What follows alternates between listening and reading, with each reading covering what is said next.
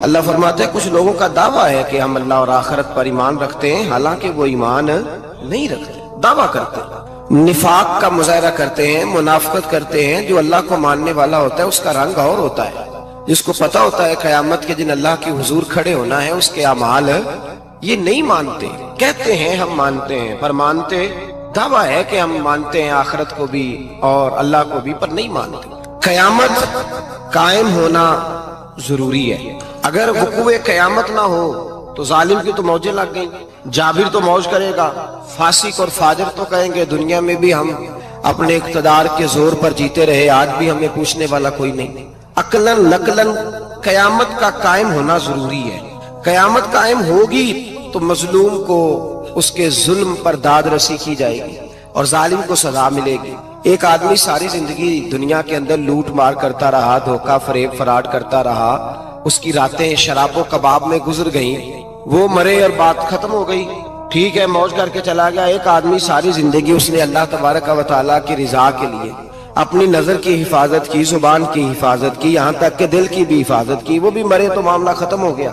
اس طرح تو پھر سرکش کا کچھ بنے گا ہی نہیں، نظام زندگی ساری اس کی سوچ ختم ہو کے رہ جائے گی اگر قیامت قائم نہیں ہوتی۔ قیامت کا قائم ہونا حق ہے، اس لیے قرآن مجید نے ایک جگہ پہ نہیں 20 جگہ پہ یہ بیان فرمایا ہے کہ قیامت ضرور قائم ہے، قیامت، اور وہ قائم ہو کر اپنے سارے لوازمات سمیت قائم ہوگی۔ میرے نبی پاک صلی اللہ علیہ وسلم نے فرمایا مظلوم کو حق ملے گا، ظالم کو سزا ملے گی۔ جابر اس دن اللہ کی بارگاہ میں رسوا کیے جائیں گے، جن پر جبر کرتے رہے انہیں اللہ کے حضور سے عطا کیا جائے گا۔ قیامت کا وقوع ہونا ضروری ہے، اور قیامت تو جب قائم ہوگی تب ہوگی۔ دنیا میں بھی ایسا ہوتا ہے، ظلم کا انجام ٹھیک نہیں ہوتا، جبر کا انجام، جھوٹ کی زندگی لمبی نہیں ہوتی، دھوکے فریب فراڈ ملمہ سازی، ان چیزوں کی عمریں اللہ نے تھوڑی رکھی ہیں۔ وقتی طور پر ظالم کو، دھوکے باز کو، جابر کو جو مہلت ملتی ہے وہ سمجھتا ہے میری سیاست کام کر رہی ہے، وہ سمجھتا ہے میں بڑا دانا ہوں، بڑا چلاک ہوں، دیکھ لو اتنے ظلم کے، جبر کے، دھوکے کے باوجود بنا ہوا ہوں۔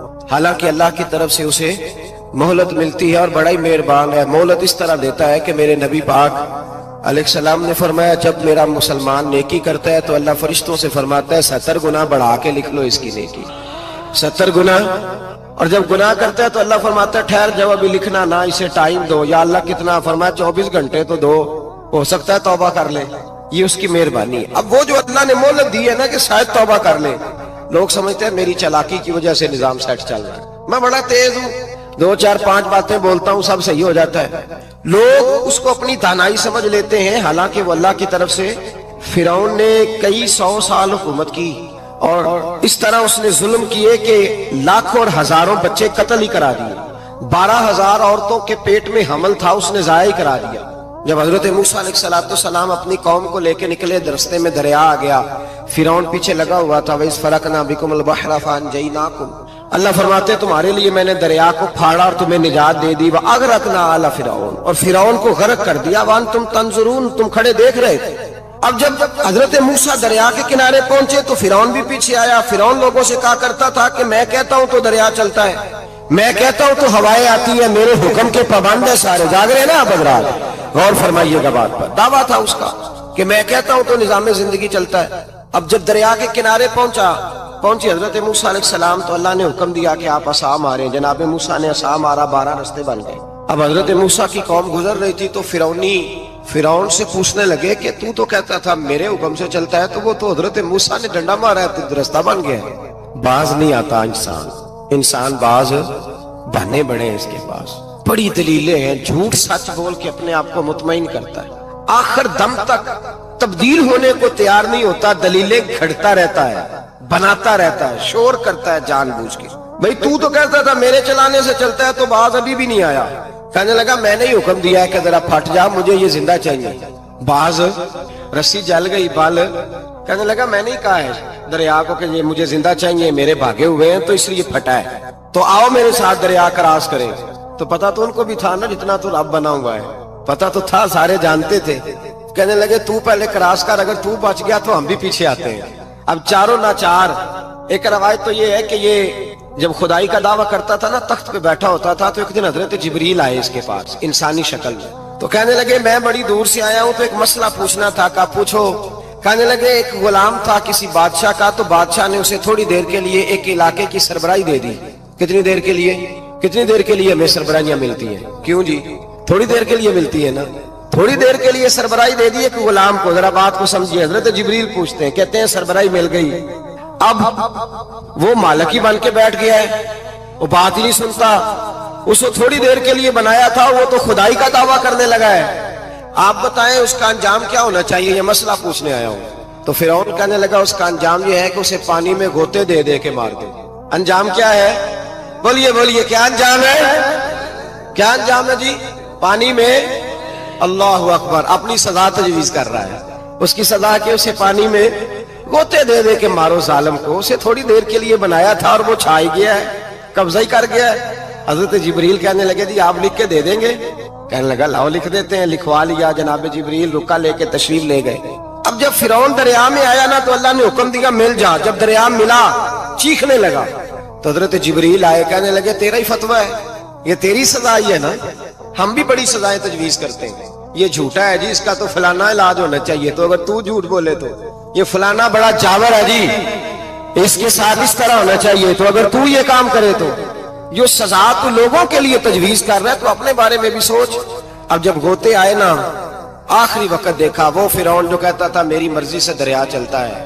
علامہ ساوی نے تفسیر ساوی میں لکھا ہے تڑپ کے رونے لگا. جب یہ مزاج ہے, ایک دفعہ اوپر آتا ہے آدمی جب دریا میں جاتا ہے, اوپر آیا تو چیخنے او میرے حواریو خدا کا واسطہ مجھے بچاؤ. کہنے لگے تو کہتا تھا میری مرضی سے چلتا ہے. بے بسی ہے, تڑپتا ہے, روتا ہے. وارث شاہ مان کری نہ وارثہ دا, رب بے وارثہ کر کے مار دائی. تڑپ رہا ہے, چلا رہا ہے, کوئی مدد کو نہیں پہنچتا. اب جب آخری گوتا آیا تو کہنے لگا آمنا بے رب موسیٰ و ہارون, میں موسیٰ کے رب کو بھی مان گیا, ہارون کے رب کو بھی. اللہ نے فرمایا نہیں, اب تیرا ماننا قابل قبول ہے. اس وقت ماننا تھا جب تجھے مہلت دی تھی, جب تو جوان تھا.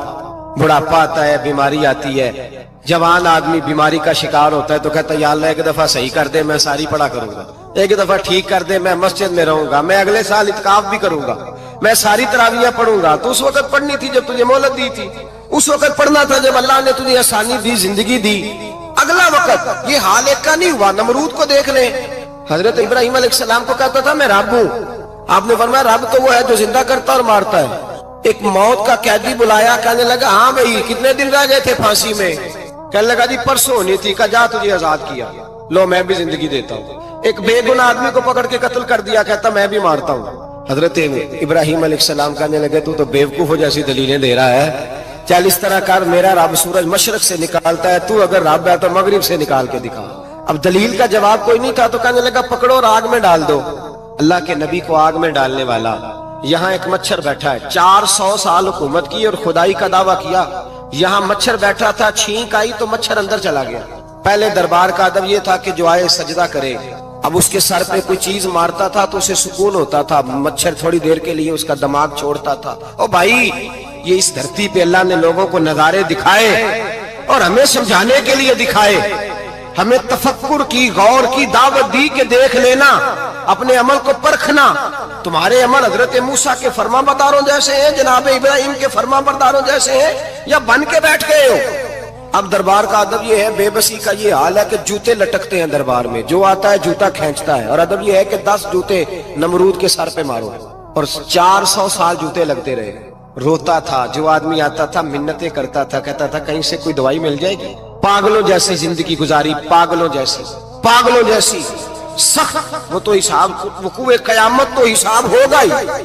یہاں لوگ پاگل ہو کے مرتے ہیں, معذاللہ نفسیاتی مریض ہو کے مرتے ہیں.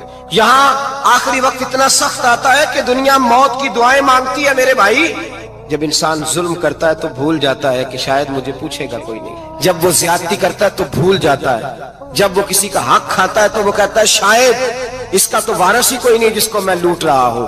لیکن جب اللہ کی پکڑ آتی ہے, حجاج بن یوسف ظالم تھا, اس نے اچھے کام بھی کیے تھے. قرآن پاک پر زیر زبر آراب حجاج بن یوسف نے لگوایا. محمد بن قاسم کو ہندوستان سندھ کے علاقے فتح کرنے بھی حجاج بن یوسف نے بھیجا تھا. ساری خوبیاں اپنی جگہ پر, ظالم بہت بڑا تھا. کسی آدمی نے اس کے سامنے کونے کی طرف منہ کر کے ساتھ والے سے بات کر لی تو کہنے لگا میرے خلاف کیا، اس کو لے جاؤ 2 ٹکڑے کر کے واپس لے آؤ۔ توتی بولتا ہے نا اقتدار، جب کسی کے ہاتھ اقتدار ہوتا ہے نا، وہ چاہے ایک گھر کا ہی کیوں نہ ہو، وہ 10 بندے فیکٹری میں کام کرتے اور جو ان کا مالک ہوتا ہے وہ کہتا میں مالک ہوں، مجھے مانو۔ جب تو صاحب اقتدار ہوتا ہے نا، جب تو سسر بن کے بیٹھتا ہے اور کسی غریب گھر کی بہو آتی ہے 2-4 تو کہتا ہے میرا اقتدار ہونا چاہیے، جب میں کھانسنے لگوں تو ہر آدمی کے ہاتھ میں ٹشو پیپر ہونا چاہیے، جب میں بولنے لگوں تو بندے ہوئے ہاتھوں سے ہر آدمی جی جی کرتا ہوا کھڑا ہونا چاہیے۔ جس آدمی کا، اور یہ کام بہو بھی کرتی ہے کئی دفعہ، وہ بھی کہتی ہے کہ تمہیں پتا نہیں میں کتنا لمبا چوڑا جہیز لے کے آئی ہوں، جب میں سونے کے لیے اپنے بیڈ روم میں جاؤں تو خبردار بوڑھے بابے کو اجازت نہیں کہ وہ کھانسے، اماں کو چاہیے کہ اگر اس کو بڑی سخت پیاس بھی لگی ہے تو میرے سوتے سوتے باورچی خانے میں برتن نہ کھٹکھٹائے۔ جو جہاں بھی جس اسٹیج پہ بھی بیٹھتا ہے وہ کہتا ہے کوئی نہیں مجھے پوچھنے والا، میں مطلق العنان ہوں۔ جوان بوڑھوں کا مذاق اڑاتے ہیں، سمجھتے ہیں شاید کبھی بوڑھے نہیں ہونا، مذاق اڑاتے ہیں۔ تندرست لوگ بیماروں کا مذاق اڑاتے ہیں، شاید کبھی بیمار نہیں ہونا۔ حجاج بن یوسف ظالم تھا، ظلم کرتا تھا، زیادتی کرتا تھا۔ حضرت سعید بن جبیر ایک تابعی بزرگ تھے، اتنے بڑے بزرگ تھے کہ ساری رات نماز پڑھتے تھے، سارا سال روزہ رکھتے تھے۔ ایک دن انہوں نے ممبر پہ بیٹھ کے کہا کہ حجاج ظلم سے باز آ جائے ورنہ اللہ کی لاٹھی بڑی بے آواز ہے۔ اللہ کی لاٹھی، اس کا کیا مطلب ہوتا ہے؟ اس کا مطلب ہے جب رب کی لاٹھی چلتی ہے تو اس کی آواز، جی اس کا پہلے کوئی پیغام، وہ پہلے اعلان نہیں کرتا کہ تگڑے ہو جاؤ لاٹھی چلنے لگی ہے، لاٹھی چلتی ہے پر اس کی آواز، سمجھ آ رہی ہے میری بات کی؟ جمعۃ الوداع کے لیے تشریف لانے والے احباب خاص غور فرمائیے گا۔ حجاج بن یوسف کو پتا چلا کہ حضرت سعید بن جبیر نے میرے خلاف بات کی، بلا لیا، کہنے لگا تو نے میرے خلاف بات کی ہے؟ فرمانے لگے کی ہے۔ کہنے لگا تجھے پتا ہے میں قتل کر دوں گا؟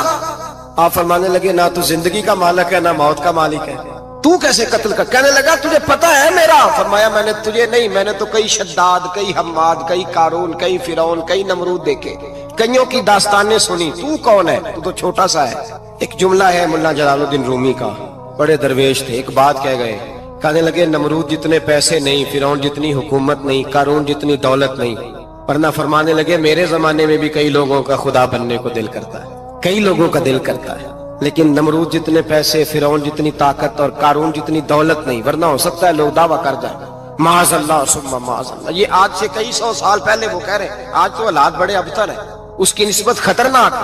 فرمانے لگے حضرت سعید بن جبیر تو زندگی موت کا مالک نہیں، کہنے لگا پکڑو، قتل کرو اسے، لے جاؤ۔ جب پکڑ کر کھینچ کر لے جا رہے تھے نا تو حضرت سعید بن جبیر مسکرانے لگے۔ ظالم کے سامنے مسکرائے تو اس کو بڑا غصہ آیا، یہ میرا مذاق اڑاتا ہے؟ بلا لیا، ادھر آؤ، کیوں مسکرا رہے ہو، کیا ہوا؟ تو حضرت سعید بن جبیر کہنے لگے میں مسکرا رہا ہوں تیری بیوقوفی پر اور اپنے اللہ کی دی ہوئی ڈھیل پر، میں مسکرا رہا ہوں کہ یا اللہ کیا بات ہے، کیا تیرا شان ہے، کیسے لوگوں کو ڈھیل دی ہوئی ہے، میں مسکرا رہا ہوں تیری بیوقوفی پر کہ تو سمجھتا ہے شاید مجھے پوچھنے والا کوئی نہیں۔ کہنے لگا اس کو باہر نہ لے جاؤ، میرے سامنے قتل کرو۔ ٹھیک ہے جی، قتل کرنے لگے تو حضرت سعید بن جبیر نے منہ کعبے کی جانب کر لیا، انی وجہت وجہی للذی فطر السماوات والارض حنیفا وما انا من المشرکین۔ جب آپ نے یہ آیتیں پڑھی نا کہ میں نے منہ کر لیا ہے اپنے رب کی جانب، کرو مجھے قتل، کہنے لگا نہیں نہیں، اس کا منہ پھیرو، کعبے کی طرف ہو کے قتل نہ ہو، ہے ظالم پر پاگل ہو گیا ہے۔ حضرت سعید بن جبیر کے حوصلے نے شکست دے دی، ناکام ہو گیا، مخبوط الحواس ہو، کہنے لگا اس کا منہ پھیر دو۔ جب کعبے سے پھیرا تو آپ فرمانے لگے للہ المشرق والمغرب فانما تولى فثم وجه اللہ۔ اللہ فرماتا ہے تو مشرق اور مغرب سارا ہی اللہ کا ہے، جدھر بھی منہ کرو گے ادھر اللہ ہی اللہ ہے، جدھر بھی منہ کرو گے ادھر اللہ ہی اللہ ہے، چاروں جانب پھیر دے، جدھر منہ پھیرنا ہے تو نے پھیر دیا منہ۔ حضرت سعید بن جبیر کے گلے پہ خنجر رکھا تو آپ نے ہاتھ اٹھائے، کہنے لگے اے اللہ میرے بعد اسے کسی اور پر مسلط نہ کرنا، میرے بعد کسی اور پر مسلط نہ، بس میں آخری ہوں۔ جب آپ ذبح ہوئے تو اتنا خون نکلا، اتنا خون نکلا کہ لوگ کہتے ہیں جتنا اونٹ کے وجود سے نکلتا، تر ہو گیا سارا اس کا دربار۔ ایک سمجھدار آدمی کو بلا کے کہنے لگا اتنا خون میں نے پہلے کبھی، میں نے بڑے بندے قتل کرائے ہیں پر اتنا خون نہیں نکلا۔ تو وہ کہنے لگے لوگ مر جاتے، مرتے وقت ڈر جاتے ہیں، سہم جاتے ہیں، خون سکڑ جاتا ہے، لگتا ہے یہ شخص جب دنیا سے گیا ہے تو ڈٹ کے گیا ہے، یہ ڈٹ کے گیا ہے دنیا سے۔ حجاج بن یوسف رات کو سویا तो तड़प के उठा। क्या हुआ? घर वाले कहने लगे क्या हुआ? कहने लगे सईद बिन जुबैर ख्वाब में आए और कहते हैं उठ मुझे बता तूने मुझे क्यों कत्ल किया, बता बता क्यों मारा। अगली रात फिर सोया तो वही ख्वाब, फिर सोया तो वही।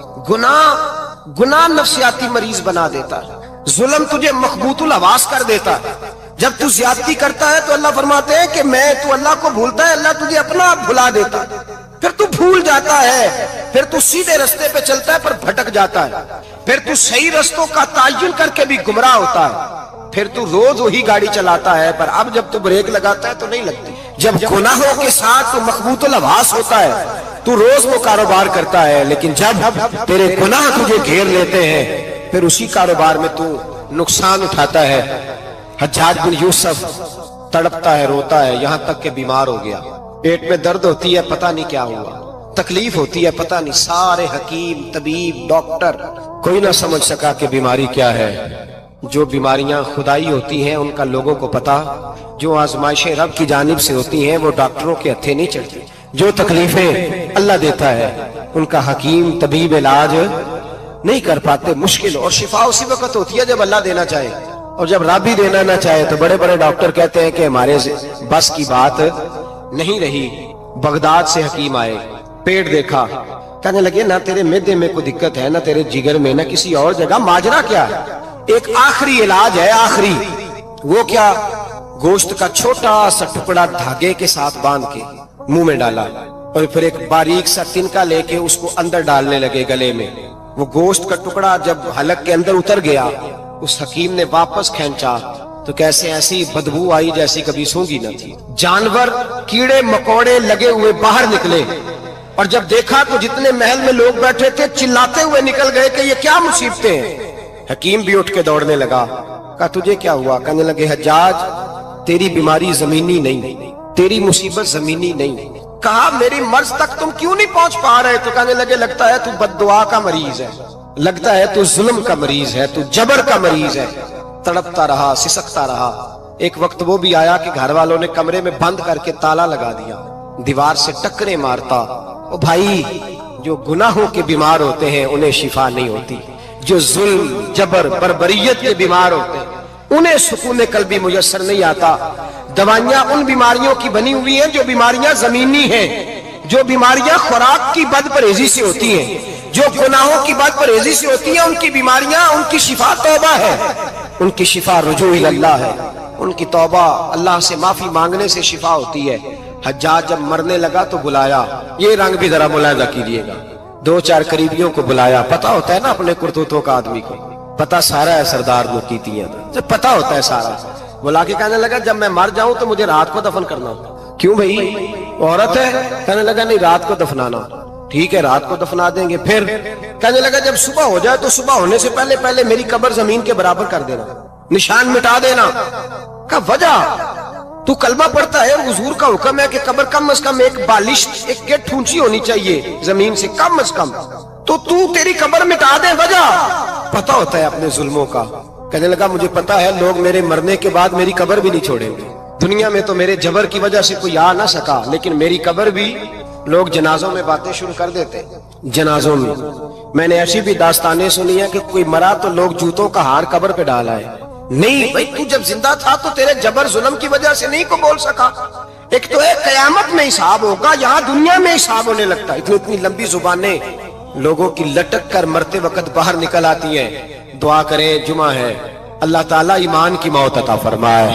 दुआ फरमाए रब ताला, अल्लाह तबारक व तआला तौबा करके जाने की तौफीक अता फरमाए। जागे जागे और सुने और दुआ करे, ए अल्लाह तू हमें जुल्म से वैसे ही महफूज फरमा। अगर हम ज्यादती करने लगे तो ए अल्लाह हमें उससे मना फरमा, हमें उससे तू ये तौफीक दे कि हम बाहर आ जाए उस गुनाह से। मेरे भाई, एक तो दुनिया में सजा है, फिर कयामत की सजा है, और वो ज्यादा सख्त है, वो ज्यादा सख्त है। हम लोगों ने ना हीले बहाने बड़े बनाए हुए हैं। बैंक के साथ कारोबार करने वाला कहता है नहीं नहीं मजबूरन लिया है, मजबूरन। मर रहा था तू, आखिरी लबों पे था तो जायज है, जायज है। उस वक्त जब तुझे खाने को लुकमा न लगे तो हराम खाना भी जायज है। क्या दिक्कत थी? क्यों अल्लाह रसूल के मुकाबले में खड़ा हुआ तू? क्यों सूद का धंधा किया? क्या तकलीफ थी? क्या कहां तू उलझ गया था? ہم جان بوجھ کے اپنے لیے جہنم کٹھی کرتے ہیں، پھر کہتے ہیں سکون نہیں زندگی میں. کہاں سکون آئے گا؟ کیسے آئے گا؟ ہم نے خود آگ لگائی ہے چمن میں اپنے. جو قیامت کی سزا ہے، میرے نبی پاک علیہ السلام نے فرمایا رب تمہیں سامنے کھڑا کرے گا. اور کس طرح کھڑا کرے گا؟ فرمایا لوگوں کے وجود سے کپڑے اتر جائیں گے، زمین اس طرح دہکے گی جس طرح تانبا زمین پہ رکھا جائے اور آگ جلائی جائے. تانبا دیکھا ہے آپ لوگوں نے؟ یہ بھی گرمی گزری ہے نا، تو فرش پر جب سورج پڑتا تھا تو ننگے پاؤں چلا نہیں جاتا تھا. صحیح کہہ رہا ہوں؟ ننگے پاؤں، بچے کا پیر زمین پہ لگتا تو چیخ اٹھتے ہیں، کہتے ہیں وہ جل گیا پیر. حالانکہ یہ فرش دنیا کے. اور اگر تانبے کے اندر خاصیت ہے کہ اگر کوئی دھات جلدی اور زیادہ گرم ہوتی ہے تو وہ تانبا ہے. میرے نبی نے مثال دی تو اس کی دی جو سخت تھا، فرمایا تانبے کی طرح زمین تپائی جائے گی اور پھر ننگے پاؤں رب تمہیں کھڑا کرے گا. آج سورج کی پشت تمہاری جانب ہے، قیامت میں منہ تمہاری جانب ہوگا. نیزہ آپ نے دیکھا ہوگا، نیزہ ہوتا تھا. فرمایا یہ جو تم نیزے دیکھتے ہو صرف 1.25 نیزے کے برابر سورج قریب آ جائے گا اور پھر اللہ تمہیں سامنے کھڑا کر کے تم سے سوال جواب کرے گا. اور حضور نے کہہ دیا ہے تو اب کسی نعت خواں کے کہنے سے بات بدل سکتی، کسی پیر کے کہنے سے جملہ بدل سکتا، کسی خطیب کے کہنے سے فکر نہ کرنا وہ سامنے جنت پڑی ہے. اب بات بدل سکتی. خدا کی رحمت پر بھروسہ رکھنا ضروری ہے، نبی پاک کی شفاعت کی امید رکھنا. بولیے. لیکن جو حضور نے بیان کیا ہے اس کو ماننا بھی یہ بھی ضروری ہے. میرے نبی پاک نے فرمایا اللہ تم سے حساب لے گا اور اللہ پوچھے گا، تم نے جواب دینا ہے. حضور کس کس شے کا؟ فرمایا جو پہنتے ہو اس کا جواب نہیں دینا، جو کھاتے ہو اس کا جواب نہیں دینا، جو اللہ کے راستے میں دیتے ہو اس کا جواب، باقی ہر شے کا جواب دینا ہے. ادھر جو پلاٹ ہے اس کا بھی جواب دینا ہے، اور جو وہ جو بچوں کو پیسے بتائے ان کا بھی جواب دینا ہے، جو چھپائے ہیں ان کا بھی.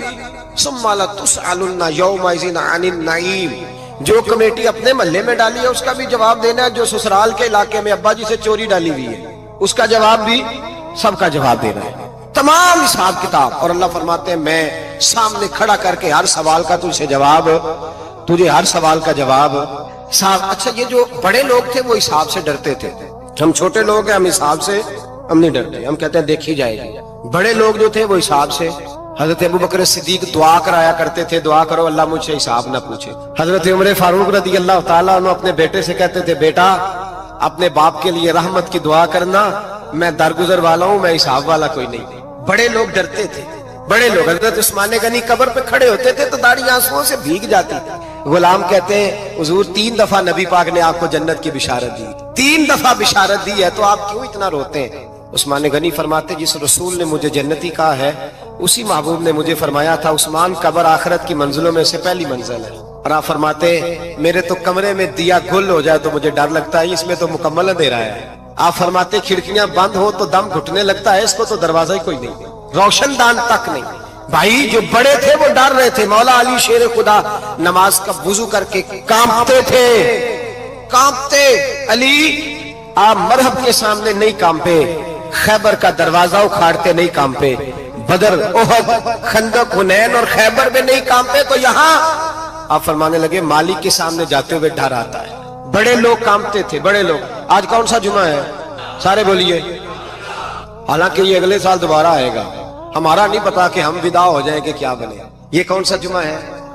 آیا جمعہ الوداع، آئے ہم پڑھے. آج ایک فکر لے کر کے جانا، ایک سوچ. جہاں روز رات کو بیٹے کی ٹینشن، بیٹی کی ٹینشن، بھائی کی ٹینشن، پوتے کی ٹینشن ہوتی ہے نا، ایک ٹینشن اور اپنے آج ایک ٹینشن بڑھا لو، قبر کی ٹینشن پیدا کر لو، قیامت کی تھوڑی سی فکر کر لو، تھوڑی سی ایک لمحے کے لیے صحیح تھوڑا خیال پیدا کرے. حضرت حسن بصری نام سنا ہوا ہے نا، یہ حضرت علی کے شاگرد ہیں. نبی پاک کے گھر میں آ جاتے تھے کئی دفعہ، بچے تھے جب. حضرت حسن بصری تابعی ہیں. فرماتے خانہ کعبہ میں عمرہ کرنے گیا، طواف کعبہ کر رہا تھا تو بڑا عجیب منظر ہوا، رات کی تنہائی ہوئی. اس وقت کئی دفعہ طواف بند بھی ہوتا تھا، اس لیے کہ رش کم ہوتا تھا تو رات کو سب سو جاتے.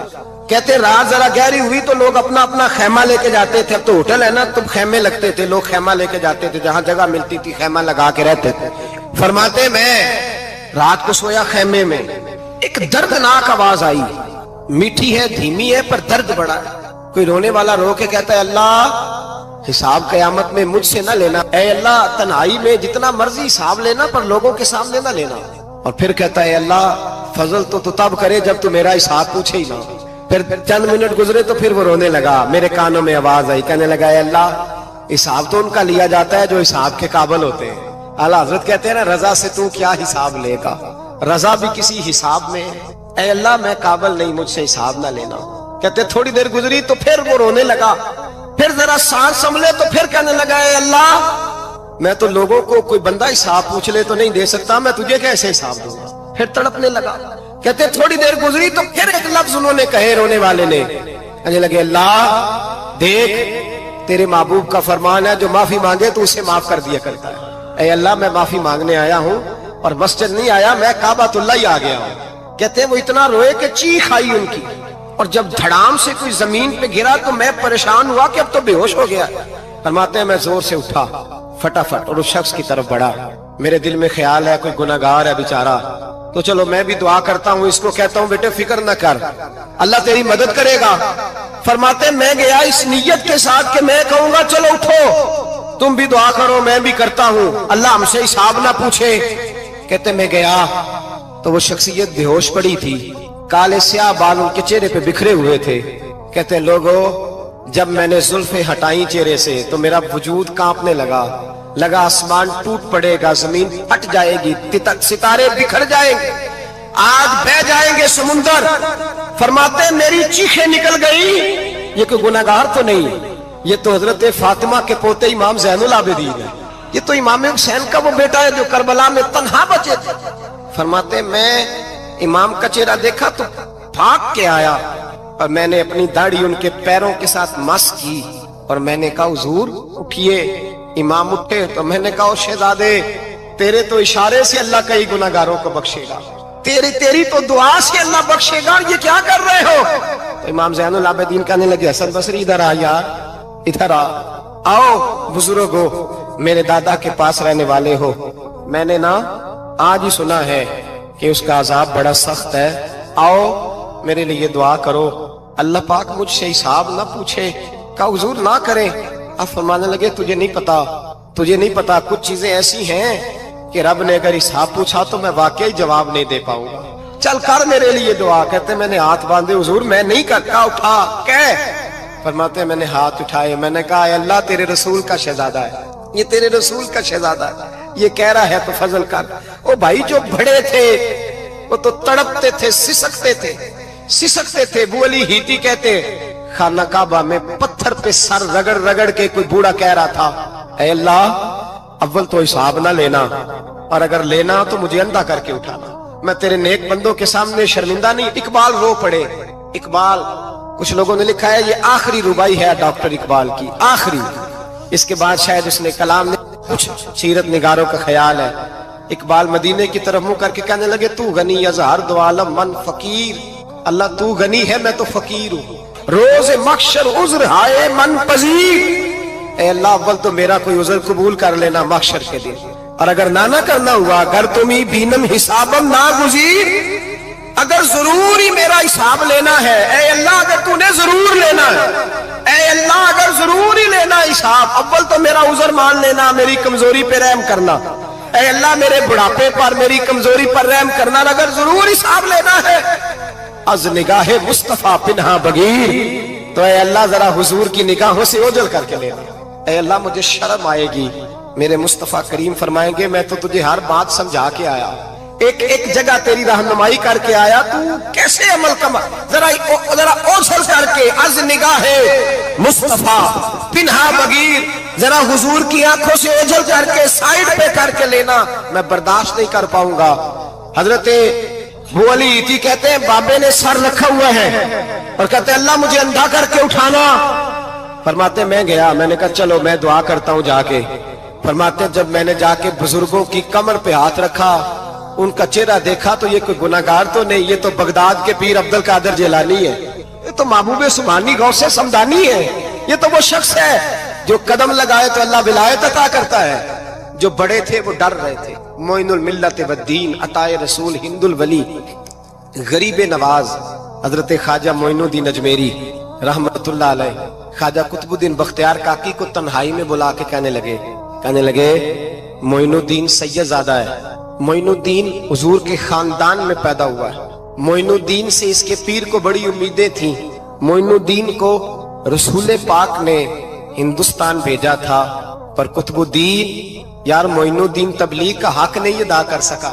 हजरत ख्वाजा कुतुबुद्दीन कहने लगे हुजूर 90 लाख तो मुसलमान कर दिए, और क्या हक था? फरमाया नहीं, जब तू तहज्जुद की नमाज पढ़े ना बेटा, अपने लिए दुआ मांगना तो खुदा से कहना मौला मेरे पीर की कोताहियां माफ कर। वो जिस एजाज का था वो काम नहीं कर सकता। जो बड़े थे उनकी तो बातें बड़ी थी। ये जो हम छोटे आए हैं ना, नए टिकटें देते फिरते हैं, टिकटें। बेनमाजी जाहिल अनपढ़ पीर टिकटें बांटता है लोगों को, तू भी बख्शा है, तू भी बख्शा है। वो 90 लाख लोगों को राय हक पर लगा के भी कहते थे नहीं, हक तो ये है कि हक अदा ना हुआ, हक तो ये है कि हक कोई शाही पल्ले नहीं। डटा हुआ खड़ा है मुसलमान, डटा हुआ। ये हिसाब सुने। किसी ने हजरत अबू हुरैरा से कहा कि कोई ऐसी हदीस सुनाओ जो आपको भी बड़ी महबूब हो। हजरत अबू हुरैरा ने चीख मारी, रोने लगे और बेहोश हो गए। फिर हिलाया, पानी पिलाया, उठे, कहा हुजूर बात की थी, हदीस सुनाए। फिर रोने लगे। हमें तो नहीं ना रोना आता, हमें तो तब आता है जब बेटा बात ना माने, हमें तो तब आता है जब कारोबार में नुकसान हो जाए, हमें तो तब रोना आता है जब हमारा कोई दोस्त हमारे बारे में गलत बात कर दे, बेइज्जती दुनिया की हो जाए। हजरत अबू हुरैरा 3 दफा होश आया, 3 दफा रोए और कहने लगे अजीजो ये वो वाली हदीस है कि मैं सोचता भी हूं तो मैं तड़प उठता हूं। कहा कौन सी हदीस? तो हजरत अबू हुरैरा कहने लगे मैंने नबी पाक से सुना है कयामत में सबसे पहले उलमा का हिसाब होगा, सबसे पहले उलमा का। रब करीम फरमाएगा तुम्हारी दीन के नाम पर बड़ी मौजें थी, तुम्हारे बड़े पोस्टर छपते थे, लाइनें बना के लोग तुम्हारे हाथ चूमते थे, लोग तुम्हारी घड़ी को भी चूमना अपने लिए सादत समझते थे। बताओ मेरे रसूल के नाम पर खाने वालों क्या करके आए हो? अमल बताओ, अमल। मौज बड़ी की ना तुमने, बताओ अमल। उलमा आलिम अर्ज करेगा अल्लाह मैं जगह जगह तेरे रसूल के दीन की बात करता था, मैं कुरान के दर्स देता था, मैं रातें बेदार रह के तैयारियां करता था, मैं जो बन सका किया। रब फरमाएगा नहीं, तूने तो इसलिए किया था कि लोग तुझे पीर साहब कहें, मौलाना साहब कहें, तेरे नारे लगाए तो लगे नहीं फिर तेरे नारे, फिर लोगों ने लंबे लंबे अलकाबात पुकारे नहीं तेरे। हुजूर सैयद आलम अलैहिस्सलाम फरमाते पहला हिसाब उसका लेगा जो आलिम कहलाता था। रब पूछेगा तुझे ताकत दी, हिम्मत दी, बोलने की सलाहियत दी, अपने फजल से दी, बता क्या कमा के आया है। हजरत अबू हुरैरा रोते हैं, कहते हैं मैं भी तो हदीसें सुनाता हूं, मैं भी तो आलिम हूं, मेरे पीछे भी तो लोग भागते हैं। लोगों बताओ अगर अल्लाह ने अबू हुरैरा से पूछा तो क्या जवाब देगा? अल्लाह फरमाएगा उलमा के लिए बुखारी मुस्लिम है, इन्हें उठाओ और जहन्नम में डाल दो।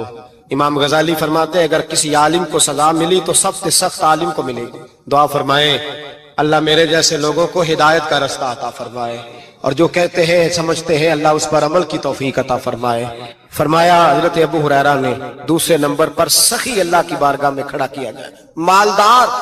रब फरमाएगा बोल कुछ ऐसे भी थे जिनके पास शाम की रोटी नहीं थी, तुझे मैंने तेरी तिजोरी भर के तुझे दौलत अता की, तुझे विरासत में मैंने मुरब्बे दिए, जायदादें दी। बता वो कुछ वो थे सवेरे मजदूरी करने जाते थे, कमा के लाते थे, हजारों रुपया तेरी बैंक में पड़ा था, बता क्या किया तूने? ऐ अल्लाह मैंने मस्जिद में दिए, मदरसे में दिए, 30 दिन इफ्तारियां पकाता रहा। अल्लाह फरमाएगा तू झूठ बोलता है, तू सारा कुछ इसलिए करता था कि लोग तुझे सखी कहे। हाँ हाँ तेरा ऐलान हुआ मस्जिद में, लोगों ने कहा वो देखो कितने पैसे दे रहा है, इसका वो देखो नाम लिखा हुआ है अस्पताल के एक कोने में कि ये वाला ब्लॉक फलां सेठ साहब ने बनाया, ये देखो लिखा हुआ है कि ये कमरा मदरसे का इसने बनाया, तो लिख दिया गया, नारे लग गए, अब जा दौड़ जा। अल्लाह जहन्नम में फेंक देगा। फरमाया फिर शहीद खड़ा किया जाएगा। हाँ भाई तुझे ताकत दी, हिम्मत दी, बता कहां खर्च की, कहां? ए अल्लाह शहीद ही हो गया। फरमाया वो तो इसलिए हुआ था कि लोग तुझे शहीद कहें, बहादुर कहें, तेरे नाम पे रोड का नाम रखा जाए, तमगाए हुस्ने कारकर्दगी मिले, सो मिल गया। मेरे लिए बता क्या करके आया है मेरे लिए? इसे उठाओ और जहन्नम में फेंक दो। भाइयों अजाब कड़ा है, अजाब सख्त है, हिसाब सख्त है, और जो हिसाब लेने वाला है उसको। मैं ना तरावी हो रही थी तो कारी साहब ने एक सूरह यासीन शुरू की, वमताजुल यौमा अय्युहल मुजरिम। अल्लाह फरमाता है क़यामत में मैं कहूंगा मुजरिम जो है ना वो सफों से बाहर आ जाए, सफों से बाहर आ जाए। एक हमारे फिजिक्स के टीचर होते थे तो बड़ी सख्त छड़ी मारते थे, तो जब वो कद भी बड़ा था, जलाल भी बड़ा था और उसूल बड़े अच्छे इंसान थे लेकिन सख्त थे, तो मुझे याद आता था कि जब वो सवेरे आके कहते थे जिसने काम नहीं लिखा वो बाहर निकल आए। दो किस्म की चोट लगती थी। एक तो ख्याल ये आता था कि शर्मिंदगी बड़ी होगी कि सारे स्टूडेंट बैठे हैं और 2 3 4 उनको कहा वहां मुर्गे बन जाओ, बड़ी शर्म आती थी। और फिर जब वो मारते थे तो इतना सख्त मारते थे कि कई दिन तकलीफ रहती थी, बताया नहीं जाता था। वो स्टूडेंट बताते थे कि यार इससे बचो किसी भी तरीके, और किसी का काम रह भी जाता था, कहते थे इस पीरियड की ड्यूटी सबक याद करके आना है। सख्त टीचर के बारे में तेरा मेरा ये रवैया है। तो याद आ रहा था जब वो कह रहे थे ना वम ताजुल यौम अय्युहल मुजरिमून, तो मैं सफ में खड़ा था तो 2 कतरे मेरे बह गए आंसू के। मुझे साथ बच्चा कहने लगा तबीयत ठीक है? मैंने कहा तबीयत तो ठीक है, कुछ याद आ गया है कि मैदान महशर में यहाँ तो छुपे हुए है ना ऐब, छुपे हुए।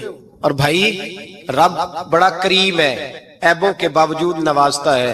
मेरा दावा यह है अगर हमारे ऐब खुल जाएं, लोग हमें धरती पे जीने ना दें, लोग जीने ना दें, निकाल दें, अपने भी हमें बर्दाश्त ना करें, ये तो उसका करम है। पता सारा है सरदार नु कीतियां दा, पर्दा चपाया ही तेरा भला होसी। वम ताजुल यौम अय्युहल मुजरिमून। अल्लाह फरमाएगा मुजरिम बाहर आ जाए। या अल्लाह क्या होगा जब सवाल जवाब होंगे तो रब फरमाते हैं तेरी जुबान पे मोहर लगा के बंद कर दूंगा, तेरे हाथ बोलेंगे, पैर बोलेंगे, सर बोलेगा, पेट बोलेगा। उस वक्त की फिक्र पैदा करें, टेंशन पैदा करें। वकूए कयामत हक है।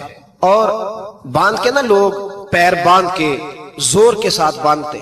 सगा बेटा जब कब्र में दफन करता है ना तो वो भी कहता है वो कोना, ये कोना थोड़ा सा मिट्टी कम है, यहां भी मिट्टी डालो। पहले लोग रोजाना जाते हैं, फिर हफ्ते के बाद, फिर महीनों बीत जाते हैं। कुछ कब्रें ऐसी भी हैं जिन पे खड़े हों तो लगता है कब्रें रो रही हैं और कहती हैं जाओ मेरे घर वालों से जाके कहो कोई फेरा ही लगा जाए। तो एक दफा आए तो सही, कोई मट्टी नहीं डालता।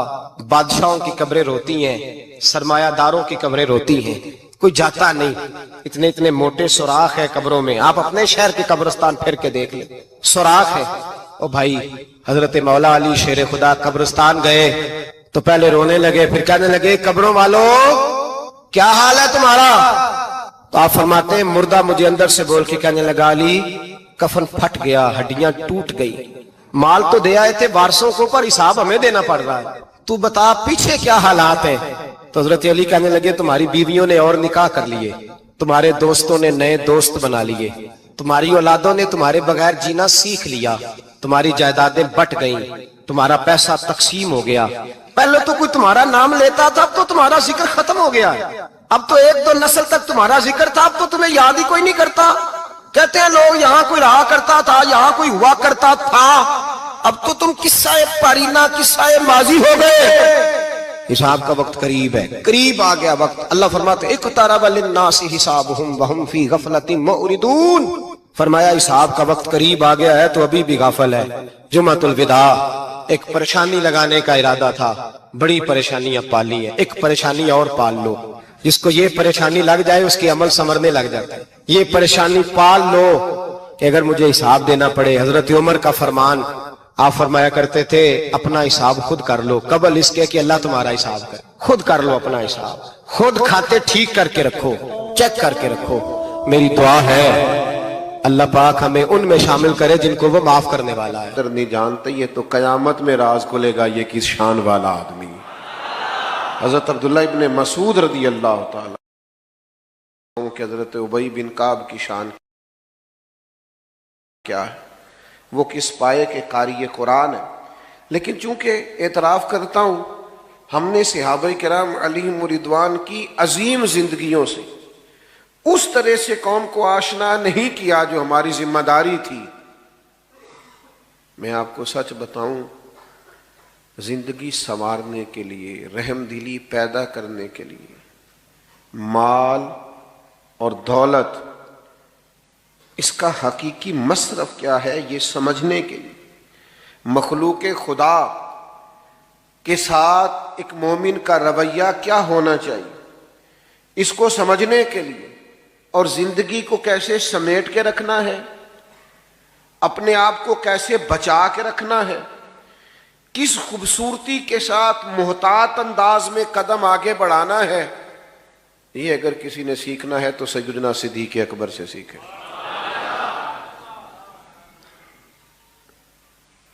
بہت تذکرہ ملے گا آپ کو کتب سیرت میں سیدنا عمر فاروق رضی اللہ تعالیٰ عنہ کے دور خلافت کا، اور اس میں کوئی شک نہیں کہ ایک عظیم پروقار اور مضبوط خلافت سیدنا عمر فاروق نے کی۔ اسلامی حدود کو 24 لاکھ مربع میل تک پھیلا دیا، بہت ساری فتوحات ہوئیں، لیکن آپ کبھی تاریخ کے ورق الٹ کر دیکھیے، آپ کو پتہ چلے گا کہ یہ جو مضبوط خلافت حضرت عمر نے کر کے دکھائی ہے نا، یہ مضبوط خلافت انہیں دی سیدنا صدیق اکبر نے۔ وہ جو فتنے سر اٹھا رہے تھے ان کا سر وقت پہ کچل دیا، جو پیچیدگیاں پیدا ہو رہی تھیں وہ ساری وقت پر سیدنا ابوبکر صدیق نے ختم کر دی، ایک بہترین نظام خلافت بنا کر جناب عمر کو دیا۔ اب انہوں نے چلانا تھا، انہوں نے بھی کمال کر کے چلایا۔ کچھ چیزوں میں بڑے ہی رسیلے تھے، سجیلے تھے سیدنا صدیق اکبر، بڑے سمجھدار تھے، معاملہ فہم تھے، چیزوں کو سمجھتے تھے۔ ایک تو لوگوں کا خیال ہے مال کمانا فن ہے، لوگ سائیڈ بزنس کرتے ہیں، دیکھتے ہیں کون کامیاب چل رہا ہے، اس سے جا کے گزارش کرتے ہیں کہ یار مجھے بھی شامل کر لیں، پھر دیکھتے ہیں آج کل کون سا کاروبار ٹھیک ہے، اس کاروبار میں شامل ہو جاتے ہیں۔ لوگوں کا خیال ہے پیسے کمانا فن ہے، لیکن بزرگ فرماتے ہیں کہ کمانا بھی فن ہے پر خرچ کرنا اس سے بڑا فن ہے، یعنی کہاں لگانا ہے، کس ترتیب سے لگانا ہے، بندہ کنجوسی سے بھی بچے اور اسراف بھی نہ ہو، اور وہ مال کو صحیح جگہ پہ خرچ کرنے میں کامیاب ہو جائے، یہ بھی فن۔ اور یہ بھی یاد رکھیے گا کہ آپ نے محنت سے کمایا ہے، آپ کے پاس حلال کا ہے، جائز ہے، ایک ایک روپیہ جائز ہے، پھر بھی مالک آپ نہیں، کیونکہ مالک ہوتے تو حساب تو نہ دینا پڑتا، مالکوں نے کبھی حساب نہیں دیا، لیکن یہ جو ہمارے پاس ہے ثم لتسألن یومئذ عن النعیم، ایک ایک نعمت کا سوال ہوگا۔ اور صحیح بخاری میں موجود ہے، حضور فرماتے ہیں قیامت میں اللہ یہ بھی پوچھے گا کمایا کہاں سے تھا، اور یہ کہاں کیا تھا، چونکہ ہم مالک حقیقی کمانے، میں نے کہا جائز طریقے سے کمانے کے بعد بھی ہم اس کے حقیقی مالک، چونکہ مالک اللہ ہے تو اللہ کی رضا کے مطابق خرچ کرنا پڑے گا۔ حضرت صدیق اکبر کا کمال یہ ہے کہ کمال طریقے سے کمایا، پر اس طرح خرچ کیا کہ خرچ کر کے اللہ کو بھی راضی کر لیا، اللہ کے رسول کو بھی راضی کر لیا۔ یہ بڑا کمال ہے۔ یہاں علماء تشریف فرما ہے، حضور کی خدمت میں ایک صحابی نے کہا تھا میں سارا ہی اللہ کی راہ میں مال خرچ کرنا چاہتا ہوں، تو نبی کریم نے منع کر دیا، میرے بچے کسی اور کی طرف دیکھتے رہے، سارا مال اللہ کے راستے میں خرچ کرنے سے من۔ حضرت ثابت بن قیس نے بھی کہا تو حضور نے منع کیا، حضرت کعب بن مالک نے بھی توبہ قبول ہونے پہ کہا تو حضور نے منع فرمایا، حضرت ابو لبابہ نے توبہ قبول ہونے پہ عرض کی حضور سارا خرچ کرنا ہے۔ چلیں جن کا مطالعہ زیادہ ہے وہ شاید کچھ اور نام بھی پیش کر سکیں، نبی کریم صلی اللہ تعالی علیہ وسلم نے کل مال، ایک موقع پہ حضرت سعد بن ابی وقاص نے بھی کہا تو فرمایا چوتھا حصہ دو، باقی اپنے بچوں کے لیے چھوڑ دو، وہ بعد میں کسی کے سامنے ہاتھ پھیلائیں تو یہ درست نہیں ہے۔ حضور سارا قبول نہیں فرماتے، منع فرما دیتے، قربان جائیں، یہ صدیق اکبر ہے، یہ اس طرح سے سارا لائے ہیں کہ کپڑے بھی اتار کے لے آئے، یہ سارا ہی لے آئے۔ باقیوں کے لیے قاعدہ یہ تھا کہ آپ چوتھا حصہ لائیے، 3 حصے گھر میں رکھیے، سارا نہ لائیے، قبول نہیں کیا جائے گا۔ لیکن یہ صدیق اکبر ہیں، لائے بھی سارا ہے، قبول بھی سارا ہی ہو گیا ہے۔ لٹایا راہ حق میں گھر کئی بار، 1-2 بار نہیں، لٹایا راہ حق میں گھر کئی بار، اس محبت سے کہ لٹ لٹ کر حسن گھر بن گیا صدیق اکبر کا۔ کئی ہزار دینار تھے گھر میں پڑے ہوئے، اور ہجرت کے لیے حضور کے ساتھ جانا ہے، تو ذرا انتظام کرنا دیکھیے۔ اپنے بیٹے سے کہا کہ سارا دن کفار کی باتوں پر نظر رکھنا، شام میں غار ثور میں آ کے بتانا۔ یہ انتظامات دیکھیے، یہ ہجرت ہو رہی ہے، یہ بظاہر ایمرجنسی ہے، یہ مشکل حالات ہیں۔ اس طرح کی مشکلات میں، اس طرح کی ایمرجنسی میں اس طرح کے انتظامات نہیں ہوتے۔ بیٹے سے کہا سارا دن خبر رکھنا اور رات کو آ کے غور ثور میں اطلاع دینا۔ غلام سے کہا کہ سارا دن بکریاں سائیڈوں پہ چرانا، شام ہو جائے تو ذرا غار کے قریب لے آنا، حضور کو تازہ دودھ ملنا چاہیے۔ بیٹی سے کہا کہ بیٹا شام ہو جائے، حاجی نا وہ چلے جاتے ہیں، کئی انتظامات کرتے ہیں، صبح 2-3 پانی کی بوتلیں ساتھ لیں اور ذرا جلدی جلدی گئے دھوپ نکلنے سے پہلے، اور جب غار ثور سے واپس آتے ہیں تو پھر وہ اپنی کرامات بھی سناتے ہیں کہ میں پہنچ گیا اور میں اتنے منٹ میں گیا اور میں اتنی جلدی۔ چلے اچھی بات ہے، آپ سنائیے، کوئی حرج نہیں۔ حالانکہ اب رستے بھی بن گئے اور رستے میں 2-4 جگہ سستانے کا بندوبست بھی ہے، کھانے پینے کا انتظام بھی ہے، آپ جا بھی رہے ہیں، آ بھی رہے ہیں۔ اس خاتون کا اندازہ کرتے ہیں جو رات کو جاتی تھی، لوگ سو جاتے جاتی تھی، اور اس طرح جاتی تھی کہ رستہ بھی نہیں تھا۔ حضرت اسماء بنت ابی بکر صدیق، والد کا حکم ہے کہ تازہ کھانا محبوب کو پہنچانا ہے۔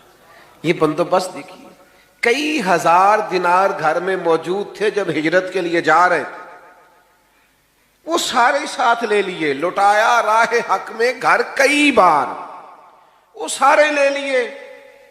اور والد نابینا ہے، جناب اسماء سے کہا کہ چھوٹے چھوٹے روڑے ڈال کے اوپر اس کے بوریا ڈال دینا، اور اگر والد پوچھے زیادہ پیسے تو نہیں لے گئے تو ان کا ہاتھ لگوا دینا، انہیں محسوس ہو کہ رقم یہی ہے۔ گھر کیا چھوڑ کے آئے ہو؟ تو جواب تو یہ تھا نا کہ سارا لے آیا ہوں، لیکن حضرت صدیق اکبر صوفی ہے نا، عرض کرنے لگے حضور گھر اللہ چھوڑ آیا ہوں، اللہ کا رسول چھوڑ آیا ہوں، بھرا ہوا ہے گھر میرا، بھرا ہوا گھر، اللہ اور اس کا رسول موجود ہے، رب رسول کا نام ہمارے پاس موجود ہے۔ تو یہ دیکھیے، خرچ کرنا بھی ایک کمال ہے، یعنی آپ خرچ کر کے اللہ کی رضا حاصل کر رہے ہیں۔ پھر ان کی زندگی کا ایک اہم پہلو ہے اللہ کی مخلوق سے محبت کرنا۔ غریب سیانے نہیں ہوتے، چونکہ عقل مند ہونے کے لیے بھی پیسوں کی ضرورت ہے۔ ہمارے پنجابی میں ایک مثال ہے کہ جی گھر دانے وہ کملے بھی سیانے، یعنی کہ جس کے جیب میں پیسے ہوں وہ باولا بھی ہو نا تو وہ سیانا ہی ہوتا ہے۔ اور آپ مالدار آدمی، مفتی بھی وہ خود ہی ہوتا ہے، لیکچرار بھی ہوتا ہے، وہ آپ کو بہت ساری نصیحتیں کرتا ہے، آپ سن رہے ہوتے ہیں۔ اس کی خوبی کیا ہے؟ اس کے پاس ہے تو وہ دیتا ہے۔ وہ تو کئی مالدار تو اللہ ماشاءاللہ ایسے ہوتے ہیں، وہ مشورے دے دے کے پریشان کر دیتے ہیں، اتنے زیادہ مشورے۔ غریب سمجھدار نہیں ہوتا، وہ غلطیاں کرتا ہے، بار بار کرتا، کیونکہ میری غربت نے کیا مجھ کو زمانے میں بدنام، وہ تیری دولت ہے جس نے تیرے سے بھی دولت بھی۔ غریب بہت ساری کمزوریاں کمیاں دکھاتا ہے۔ حضرت عبداللہ ابن مسعود، غالباً حضرت ابو مسعود انصاری رضی اللہ تعالیٰ عنہ سے آدمی ہیں، انہوں نے عرض کیا تھا حضور میں اپنے غلام کو کتنا کو معاف کروں ایک دن میں؟ تو محبوب نے فرمایا 70 دفعہ تو معاف کرنا چاہیے ایک دن میں۔ بڑا مشکل کام ہے، 7 دفعہ نہیں معافی دیتے لوگ۔ یہ کہ مخلوق سے پیار، اللہ کے بندوں سے محبت، یعنی انہیں پتا چلا کہ حضرت بلال حبشی رضی اللہ تعالیٰ عنہ کو تکلیف دی جا رہی، عجیب معاملہ تھا کہ ایک غلام کو آزاد کرنا اور اس طرح سے مہنگے داموں خریدنا اور آزاد کرنا، یہ بڑا انوکھا کام تھا۔ آپ قرآن مجید کا 30واں پارہ پڑھیے، کچھ لوگوں نے تو یہ کہنا شروع کر دیا تھا کہ ابو بکر صدیق پر کوئی احسان لگتا ہے بلال حبشی کا، ورنہ اتنے بڑے پیسے مفسرین نے لکھا ہے، لوگوں نے کہنا شروع کر دیا کہ اتنے سارے پیسے خرچ کر کے غلام کو آزاد کرانا سمجھ میں نہیں آتا، لگتا ہے ان پر کوئی احسان ہے۔ تو اللہ نے قرآن مجید میں فرمایا کوئی احسان نہیں، وہ تو رب کی رضا چاہتے ہیں۔ بھائی مخلوق سے محبت محض اللہ کی رضا کے لیے، محض اللہ کی رضا کے لیے۔ آپ کے والد نے آپ سے کہا بھی، اور صرف حضرت بلال حبشی کو نہیں خریدا، کئی غلاموں کو خریدا، والد نے کہا بھی کہ بلال آپ کچھ ایسے لوگوں کو خریدیں جو بعد میں آپ کا احسان مانتے ہوئے آپ کے کام بھی آئیں۔ تو حضرت صدیق اکبر نے کہا میں جو کر رہا ہوں رب کی رضا کے لیے کر رہا ہوں۔ اور اس پر تھوڑی معنویت پیدا کی زندگی میں، معنویت، یعنی 3 دن ہوئے تھے حضرت صدیق اکبر کے وصال کو۔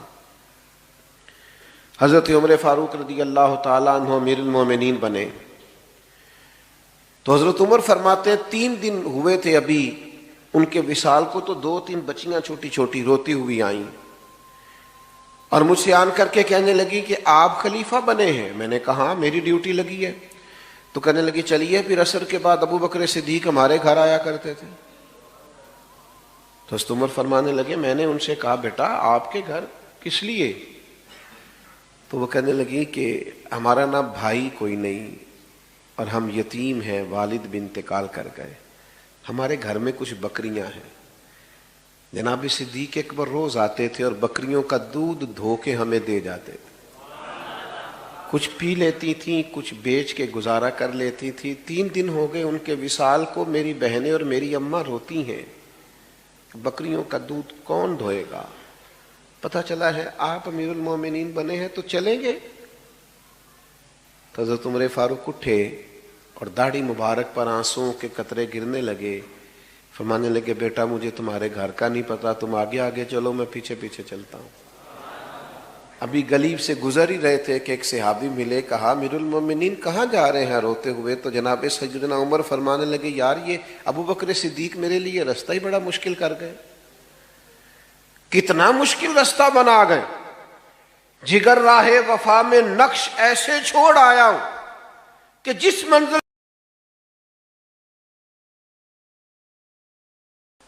دیکھیے نا کس ترتیب سے مخلوق خدا کا پیار ہے کہ خاتون ہے اور گھر میں کام کاج کرنے والا کوئی نہیں، اور امیر المومنین جا کے جھاڑو دے رہے ہیں کسی کے گھر میں۔ لوگوں کو آج ملتا ہی نہیں کہ بھلا ہم خدمت کریں تو کہاں سے شروع کریں، وہ جھاڑو دے رہے ہیں، برتن دھو رہے ہیں، پانی بھر کے لا رہے ہیں، خدمت کر رہے ہیں۔ او بھائیو ان لوگوں سے رستے پوچھو، اپنے لیے اہداف کا تعین کرو۔ یہ کشادہ رستے دے رہے ہیں، غیر مبہم اور واضح رستے دے رہے ہیں، ہمیں بتا رہے ہیں کہ اس طرح کر کے آنا اللہ راضی ہو جائے گا، یہ رستہ ہے اس کے قرب کے پانے کا۔ لیکن اگر مزاج اس طرح کا ہوگا تو پھر بات آگے بڑھے گی۔ اگر طبیعت اس طرح کی ہو، کچھ لوگ ایسے ہوتے ہیں جو نیکی اور تقوی کا مزاج بنا لیتے ہیں، وہ کبھی کبھی نیکی نہیں کرتے، نیکی ان کے مزاج کا حصہ ہوتی ہے اور بڑی سہولت سے ان سے نیکی ہوتی ہے، مزاج کے نیک ہوتے ہیں۔ ہمارے ہاں تو لوگ خود ہی طے کر لیتے ہیں جی نہیں میں دنیا دار ہوں۔ حضرت میں کیسے آپ کو بتاؤں، ہم دنیا دار لوگ ہیں۔ تو میں نے کہا دین میں تو کوئی دنیا داری نہیں، رزق حلال کمانا تو دین ہے۔ سچا تاجر تو قیامت کے دن نبیوں کے ساتھ ہوگا۔ آپ نے کس کو دنیا بنا لیا ہے؟ ہاں آپ بددیانتی نہ کیجیے، یہ دنیا داری ہے، جھوٹ نہ بولیے، یہ دنیا داری ہے، دھوکہ نہ دیجیے۔ یہ وہ چیزیں ہیں جو دنیا داری کے عرف میں آج کل غلط طریقہ اختیار کر کے کسی چیز کا حصول کرنا، یہ تو دنیا داری ہے۔ لیکن آپ سراپا نیکی بنیے، مزاج نیکی والا ہو، طبیعت نیکی والی ہو۔ نیکیاں تو ہر روز انسان کے پاس موجود ہوتی ہیں، دین نے تو ہر وقت خیر کرنے کا کہا ہے، نیکیوں میں ایک دوسرے سے سبقت لے جانے کا کہا ہے۔ مزاج نیکی کا ہو، طبیعت نیکی کی ہو، ارادہ نیکی کا ہو، حسن نیت کے ساتھ انسان آگے بڑھنا چاہتا ہو تو اس لیکن اگر ارادہ نہیں ہے، تو پھر ٹھیک ہے، لوگوں نے بعض نیکیاں بعض چیزیں اپنے حساب سے طے کر لی ہیں، وہ اپنے حساب سے نیکی کرتے رہتے ہیں، اپنی ترتیب کے حساب سے چلتے ہیں، ٹھیک ہے، آپ کیجئے اس کام کو، کوئی منع نہیں کرتا۔ اور بعض ایسی چیزوں کو بھی لوگ نیکی بناتے ہیں جس کو ترجیحاً بعد میں ہونا چاہیے تھا، اور ترجیح فرائض کو واجبات کو دینا چاہیے تھی۔ اپنے حساب سے لوگ نیکیوں کو طے کرتے ہیں، لیکن جن کا مزاج پرہیزگاری والا ہونا، یعنی حضور نے فرمایا، یہ دیکھیے گا ذرا، فرمایا جنازے میں شرکت کس کس نے کی ہے؟ تو حضرت صدیق اکبر عرض کرنے لگے، حضور آپ نے پوچھا ہے تو بتا دیتا ہوں، میں آج جنازے میں گیا تھا۔ بھئی آج مسکین کو کھانا کس کس نے کھلایا؟ یا رسول اللہ یہ توفیق بھی اللہ نے مجھے عطا کی ہے۔ حضور نے پوچھا آج نفلی روزہ کس کس نے رکھا ہے؟ تو حضرت صدیق اکبر عرض کرنے لگے، حضور آپ کے غلام کو اللہ نے توفیق عطا فرمائی۔ آپ بات کو سمجھیں۔ اس کے لیے وہ بہت سارے لوگ کہتے ہیں میں نیک بننا چاہتا ہوں، تو میں کہتا ہوں کہ یہ تو اللہ نے آپ کی فطرت میں رکھ دیا، نیکی کیا ہے؟ مجھے بتائیے، نماز فرض ہے، اس کے لیے پی ایچ ڈی کرنے کی ضرورت ہے؟ سب کو پتہ ہے فرض ہے۔ ماں باپ کے ساتھ نیکی کرنی ہے، اس کے لیے کیا ماسٹر کی ڈگری ہونا ضروری ہے؟ سب کو پتہ نہیں۔ حلال حرام کی طبیعت تو تمیز تو انسان کے مزاج میں ہوتی ہے، اس کے لیے آپ کا ایم فل کا اسکالر ہونا ضروری نہیں۔ آپ کو پتہ ہے میں جاب کر رہا ہوں، اس میں یہ چیز میرے لیے حلال ہے اور یہ میرے لیے پتہ ہوتا ہے کہ نہیں ہوتا؟ تو بھئی آنکھوں میں پٹھی باندھ لینا، جھوٹی تسلیاں دینا، اپنے آپ کو دیتے رہے، گزارا کرتے رہے۔ ہر آدمی نے اپنے آپ کو مطمئن کرنے کے لیے کوئی نہ کوئی دلیل رکھی ہوتی ہے، رکھیں، لیکن نیکی کا مزاج انسان کی فطرت میں شامل ہوتا ہے، وہ نیکی کرے۔ یا رسول اللہ میں نے نفلی روزہ بھی رکھا ہے، مسکین کو کھانا ہے، جنازہ بھی پڑھا ہے۔ تو بھائی جناب صدیق اکبر کی سیرت سے سیکھیے، مال کے خرچ کرنے کا کمال اپنی زندگی میں پیدا کیجیے، خرچ کرنے کا فن اپنی زندگی میں۔ مجھ سے ناراض نہ ہونا، ہمارے ہاں نا والدین پر خرچ کر کے بھی لوگ بتا رہے ہوتے ہیں کہ ابا جی کو آج میں نے کرایا، تو بھئی آپ کے ابا جی تھے، آپ نہیں کرانا تھا؟ بات سمجھ رہے ہیں؟ یہ بتانے والی بات ہے۔ ابا جی آپ کے ہیں تو کس نے کرانا تھا؟ نوجوان نے عرض کی، یا رسول اللہ مجھ سے میرے والد میرا مال مانگتے ہیں۔ تو شارحین حدیث نے لکھا ہے یہ وراثت کا مال نہیں تھا، اس کا اپنا کمایا ہوا۔ ابا جی مانگتے ہیں، تو حضور نے جواب کیا دیا؟ فرمایا تو بھی اپنے باپ کا ہے، تیرا مال بھی تیرے باپ کا ہے، مانگنے کی کیا بات ہوئی؟ تو خرچ کرنے کا فن زندگی میں سیکھیے کہ اگر آپ تھوڑا سا خرچ کر کے ماں باپ کو راضی کر سکتے ہیں، آپ اللہ کی مخلوق کی خدمت کر سکتے ہیں، تو اس فن کو سیکھیے، اس پر عمل کیجیے۔ اور دوسرا میرے عزیز، مخلوق خدا سے خدمت کیجیے تو اللہ کی رضا کے لیے۔ بندوں کے شکریہ کا مزاج ان کے لیے تو ظاہر ہے اور طرح کا لوگوں کا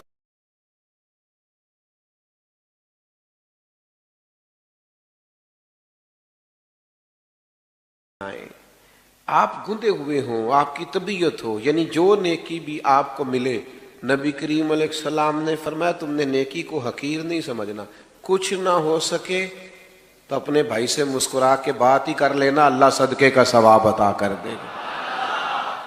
نیکیاں اکٹھی کرتے رہو۔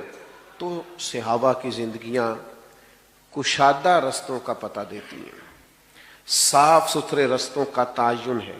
یہ جو لوگ کہتے ہیں نا کہ ہم کدھر جائیں اور کس طرح چلیں، تو بھائی ادھر آؤ اور اس طرح چلو، جو رستہ ان لوگوں کا ہے، تیرے غلاموں کا نجات، تو کیا بھٹک سکے جو یہ سراغ لے کے چلے، اس رستے پہ چلیے، صحابہ اور اہل بیت کے طریقوں پر عمل کیجئے۔ اور ایک بات ہمیشہ اپنے ذہن میں رکھیے کہ ہمیں ان سے سیکھنا ہے، ان کی ڈگریاں نہیں چیک کرنی۔ نہیں سمجھ آئی مسئلے کی؟ ٹیچر آیا نا کلاس میں پڑھانے کے لیے، بات ختم کرنے لگا تھا تو ایک بات ذہن میں آ گئی، میں نے کہا کر دوں۔ ٹیچر آئے نا، چلیں آپ سمجھ لیں کہ فرسٹ ایئر کی کلاس بیٹھی تھی، تو ٹیچر نے آ کے کہا اردو کی کتابیں نکالیے۔ تو اردو کے ٹیچر آئے تو اب ایک صاحب اٹھ کے پوچھیں ان سے کہ سر آپ پڑھانے کے لیے آئے ہیں تو آپ ایم اے اردو ہیں، اور اگر آپ ایم اے ہیں تو پھر آپ یہ بتائیے کہ ایم فل کیا ہوا ہے آپ نے، اور اگر آپ نے ایم فل کیا ہوا ہے تو یہ بتائیے آپ میرٹ پہ ہیں کہ سفارش؟ میرا خیال ہے ٹیچر ہاتھ باندھ کے سوالوں کے جواب دے گا۔ دے گا؟ وہ کہے گا تو نکلنا کلاس سے پہلے باہر۔ اللہ کے بندے، یہ مجھ سے پرنسپل سوال کرے، تیرا حق نہیں بنتا۔ بات کی سمجھ آ رہی ہے؟ یہ تیرا حق، یہ مجھ سے پرنسپل پوچھے گا تو کون ہے؟ تو شاگرد ہے؟ یہ پرنسپل سوال کرے، تیرا حق نہیں بنتا۔ بات کی سمجھ آ رہی ہے؟ یہ تیرا حق، یہ مجھ سے پرنسپل پوچھے گا تو کون ہے؟ تو شاگرد۔ کشادہ رہیں گے۔ اللہ تعالیٰ توفیق عمل عطا کرے۔ آخر دعوانا الحمدللہ۔ آپ دعا کریں۔ اللہم صلی علی سیدنا و مولانا محمد معدن الجود والکرم وآلہ وبارک وسلم۔ اللہ ہماری حاضری قبول فرما۔ جناب سیدنا صدیق میں غلاموں کا نذرانہ قبول فرما۔ ان کے رستوں، ان کے طریقوں پر چلنے کی توفیق عطا فرما۔ ہمارے گناہوں کو معاف فرما، ہماری غلطیوں سے درگزر فرما، علم نافع عمل صالح کی توفیق عطا فرما، سجدوں کا ذوق، عبادتوں کا شوق، اپنی یاد کی توفیق عطا فرما۔ اللہ کریم بیماروں کو شفا عطا فرما، مقروضوں کو بار قرض سے رہائی نصیب فرما، تنگ دستوں کے رزق میں وسعت فرما، امت کے حق میں رحمت والے فیصلے فرما، عالم اسلام کی مدد فرما۔ جن دوستوں نے اس بزم حسن کو سجایا، جو تشریف لائے، سب کو برکات عطا فرما۔ رب اغفر وارحم وانت خیر الراحمین، وصلی اللہ تعالی علی حبیبہ سیدنا و مولانا